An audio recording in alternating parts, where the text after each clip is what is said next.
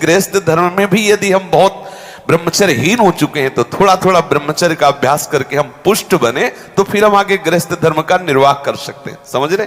आप सच्ची मानिए, जिसके निकालने में तुमको सुख की अनुभूति हो रही, उसको रोकने में कितनी सुख की अनुभूति होगी।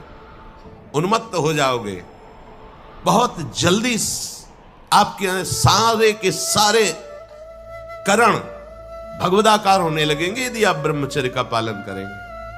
शरीर स्वस्थ, हल्का, मन प्रसन्न, नींद आदि पर विजय, कितने गुण ही गुण। और ब्रह्मचर्यहीन आलस्य, प्रमाद, भोगों का चिंतन, मन का डिप्रेशन में पहुंचना, कमर में दर्द, टांगों में दर्द, सर में दर्द, घबराहट होना, बिना किसी कारण के मन भयभीत हो रहा है, भोजन अपच हो रहा है, बिना किसी प्रक्रिया के वीरनाश हो रहा है।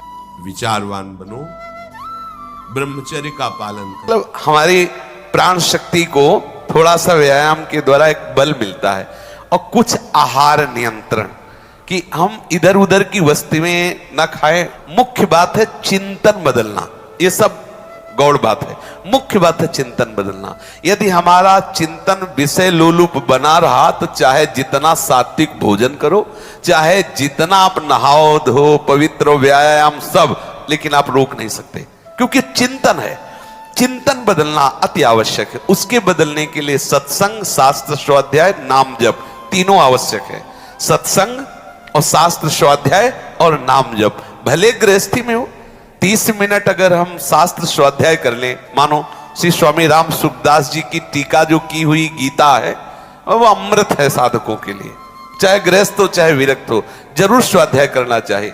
किसी भी संत महापुरुष पर जिस पर श्रद्धा हो उसके प्रवचन सुने, और जो भी भगवान का नाम प्रिय हो वो नाम सुमिरन करे। इससे आपका चिंतन बदलेगा, और व्यायाम प्राणायाम से शरीर की नस नाड़ियां मजबूत होगी। शुद्ध आहार से आपको एक सपोर्ट मिलेगा। तो आप तीनों पर दृष्टि डालें।